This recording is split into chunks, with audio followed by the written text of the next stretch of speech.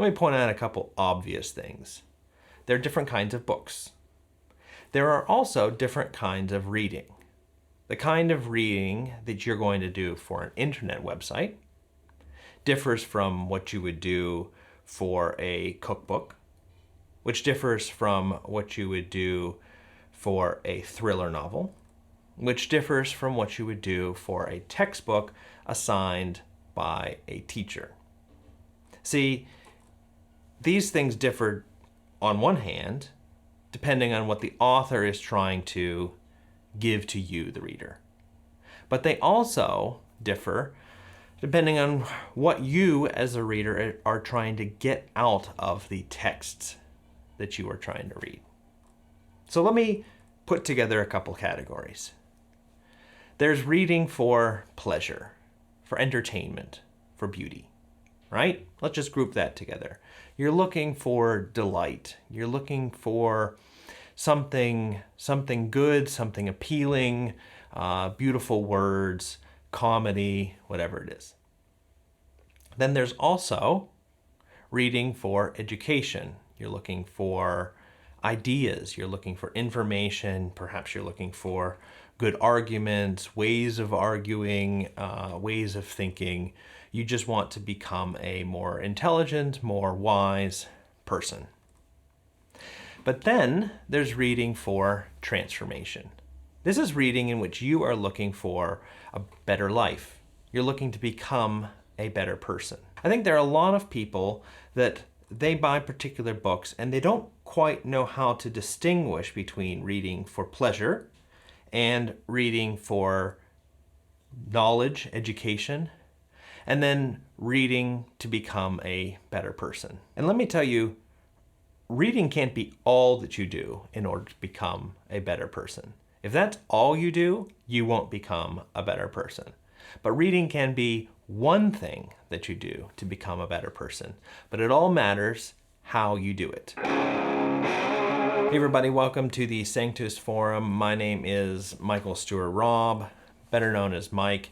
The Sanctus Forum, one of the things that we do here is we talk about books and everyday spirituality. We are helping people read better books, better.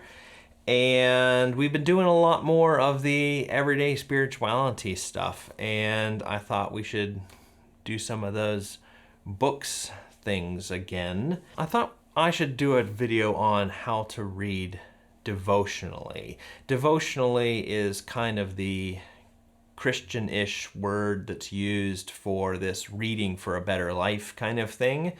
And since we do Western spirituality here on this channel, I thought, hey, let's go for devotional reading. How do you do that? There's a lot of different kinds of books that you can read this way. It's not just a matter of books that are labeled that will supposedly change your life. So here are two that are more classically written. These are by Walter Wangerin, and this one here is Preparing for Jesus. It's kind of a lead up to Christmas sort of thing, and Epiphany, and then this one here, Reliving the Passion, is a more of a lead up to Easter sort of thing, and little short chapters. I don't own a whole lot of these kinds of books, but I do own these ones. I've read them a couple times, and they are good, and Walter Wangerin is a good author. Here is what I am currently reading, and I hope this isn't too much of a flex. This is John Cassian, The Conferences.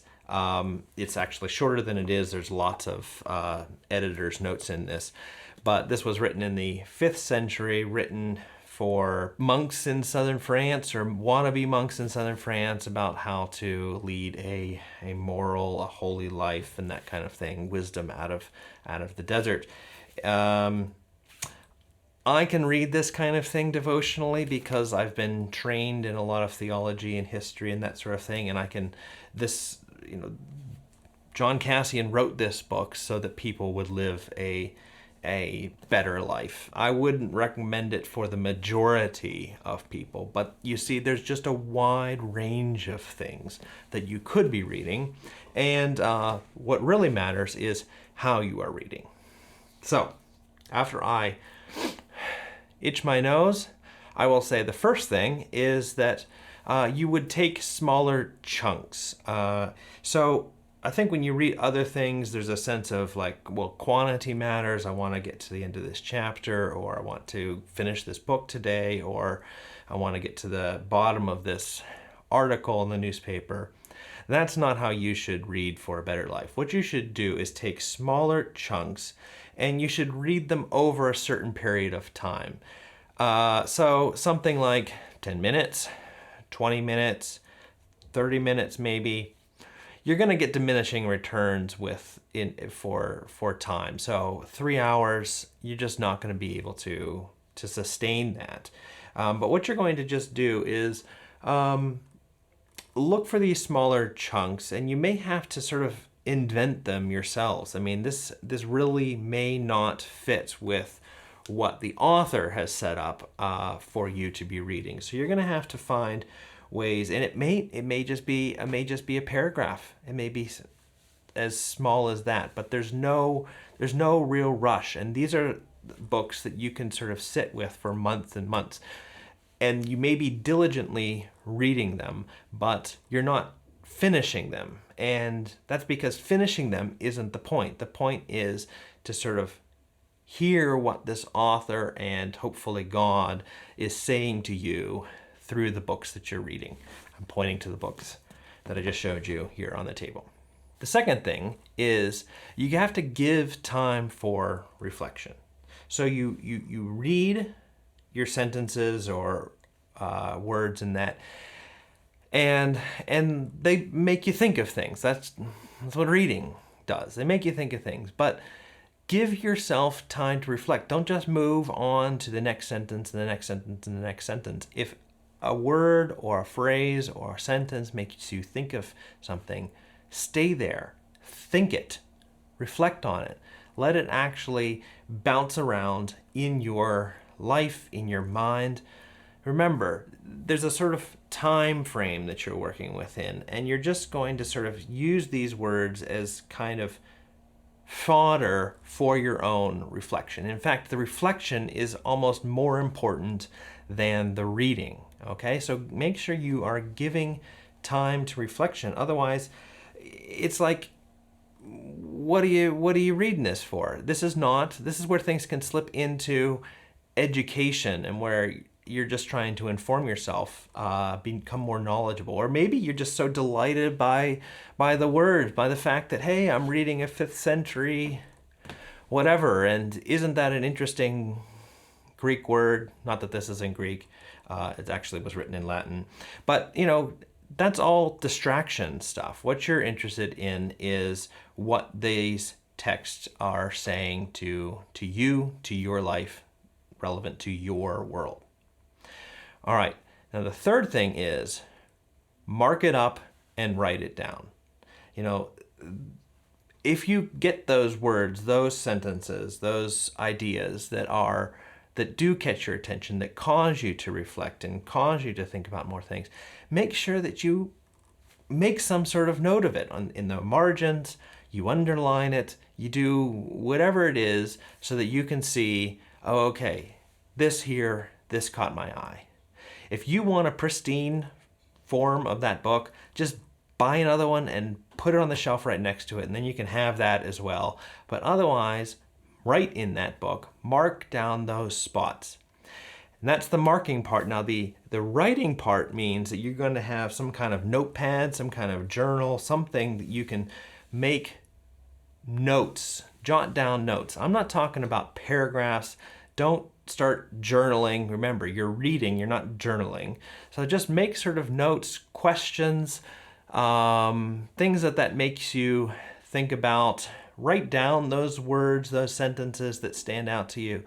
Jot them all down. It should look more like an outline than anything. It may not even be very long. It may just be one or two things. But have a record of what sort of reflections come up. Again, don't do this slavishly. If you're spending far more time just thinking about things, that's okay too. But the next step is to write something down. You're not really taking notes. You're more just putting down breadcrumbs so so that hopefully one day you could find your way back home. The fourth thing, let's see what I wrote down, is talk about it. Talk about it. So you're going to talk about this with other people, obviously later on, another part of the day, but also talk about it with God. Talk about it with God in prayer. Share with Him the sorts of things that you are gleaning, catching out of these texts that you are reading. You can also talk about it with yourself, and this is where the journaling comes into play, when you start to write paragraphs about the things that you have pulled out of your reading. But journaling isn't required. Talking with other people isn't required. I'm not a great group processor, so I don't do a ton of that. I do some of it. But talking with God, that is kind of required, and this is a way to complete the reading process, okay? It's a way to complete the reading process, because I think a lot of us, it's like we go fishing and we catch the fish and we sort of put them down in our boat or, in our buckets, and then the fish just kind of start to decay and go to waste. We don't actually ever eat the fish. And this is a way, talking about it is a way of actually eating the fish that you fish. So this is a way of taking the things that you're getting out of the reading that you're doing and putting it into your life. I know that most people probably aren't reading Cassian's conferences. I don't know if anybody's reading Walter Wangerin. I hope so. But if you have some suggestions for what makes for a good book for living a better life, write it down in the comments. Let me know, let others know what actually has been good in the past year, or maybe looking over your life as a whole. What have been the books that you've gotten a lot out of? If you want to stay in touch with us here at the Sanctus Institute, sign up for our almost monthly newsletter over at sanctus.institute, and you can see more behind the scenes of what we do, and you can pray for us as we help others here in Europe. See you there. Bye.